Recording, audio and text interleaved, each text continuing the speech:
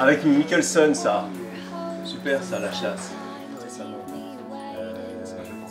American Beauty, parce que lui, Kevin, est un afro-jojo, donc c'est intéressant. Ah, c'est pas mal. Ah oui, d'accord, ok. Bon, je vais revenir, je crois. Crash, parce que c'est Cronenberg. Et c'est juste hallucinant. C'est bien. Ouais, mais attends, 5, c'est pas assez, 5. Bonjour, c'est mon Instant Ciné, je m'appelle Yannick Soulier, je suis comédien et on est à l'Instant Ciné, donc où nous accueille Sylvain qui est là, derrière la caméra.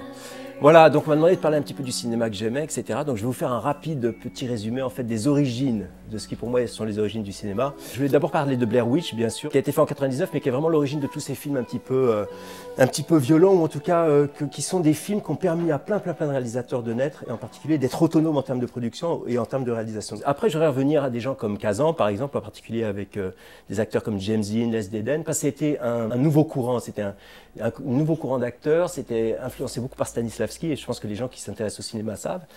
Et ça a donné lieu à des gens comme Kazan, à des gens comme Strasberg en tant que directeur d'acteurs, ou des méthodes comme Meissner, par exemple, qui ont créé toute une génération de nouveaux acteurs qui influencent encore aujourd'hui le cinéma. Et puis, pour la conscience politique, ça on en a besoin en ce moment, je pensais à des réalisateurs comme Frank Capra, par exemple, avec James Stewart dans Monsieur Smith au Sénat, par exemple. C'est intéressant pour les jeunes, parce qu'on n'arrête pas de dire que les jeunes n'ont pas de conscience politique. C'est pas tout à fait exact, je crois, aujourd'hui. Mais c'est intéressant de voir des films comme ça. L'univers de Capra, ce n'est que ça. C'est que ce qui est de l'ordre de l'humanité, du sentiment, de la générosité et de l'empathie pour les autres. Donc c'est intéressant de voir ça encore aujourd'hui. Et puis je vais parler aussi des 300. Les 300, pas le numéro 2 qui est en train de sortir, qui à mon avis, enfin bref, no comment, mais du premier. Le premier, c'est un nouveau rapport à l'image, nouveau rapport à l'espace, nouveau rapport aussi pas tellement à la narration, mais en tout cas à l'effet visuel. Donc ça, c'était intéressant.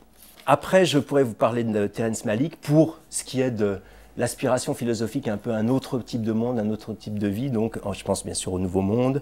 Et puis dans la comédie aussi, je pensais à April in Snow, qui est une comédie coréenne, et qui est intéressant parce que c'est un rapport à la comédie romantique qui est très particulier. Je voulais parler aussi des films d'HPG, qui est notre directeur, enfin notre président de jury cette année. C'est intéressant parce que c'est vraiment un regard très particulier sur tout ce qu'est la sexualité, le monde pornographique, etc., qui est une chose qu'on n'a pas l'habitude de voir, avec un regard autre, différent. Et ça permet de rentrer dans un monde qui sort de l'image un petit peu réductrice qu'on peut avoir sur le monde pornographique. Donc ça, c'est intéressant. Alors, Winter Bones. Voilà, c'est un film américain avec une actrice absolument hallucinante qui nous montre une Amérique profonde qu'on n'a pas l'habitude de voir, avec un thriller absolument incroyable qui vous tient en haleine tout le temps. Old Boys, pour la gestion de la violence, la gestion aussi du rapport à l'intrigue, de la construction scénaristique, mais aussi du fait de balader un spectateur dans un univers dont il ne sait pas comment il va pouvoir en sortir. Sueur froide, basique, Hitchcock, no comment.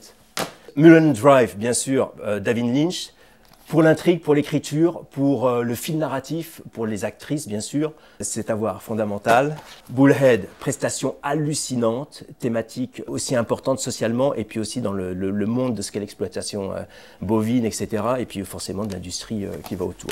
C'est incroyable, il n'y a que des trucs hallucinants ici dans ce magasin. Blade Runner, ça c'était un film pour moi fondamental, et aussi dans le rapport à la femme, de cette femme androïde comme ça, qui est absolument hallucinante, sublime, que tout le monde a envie d'avoir dans sa vie, dans son lit, même si on peut se dire qu'elle doit être un peu casse-pied parfois, il n'y a qu'à voir ce qu'elle fait avec notre acteur principal. American Beauty, parce que d'abord j'ai une passion pour Kevin Spacey, qui est un afro-jojo dans la vie, mais qui est quand même un grand acteur, et puis grand réalisateur aussi. Je ne sais pas si vous aviez vu son premier film, c'était Albino Alligator, qu'il avait réalisé, où il y a une scène hallucinante, où il a une caméra comme ça qui plonge, et un type qui passe à travers un pare-brise. Il y a un plan, rien que pour ce plan, il faut voir son film. Des mineurs, voilà, honneur aux femmes.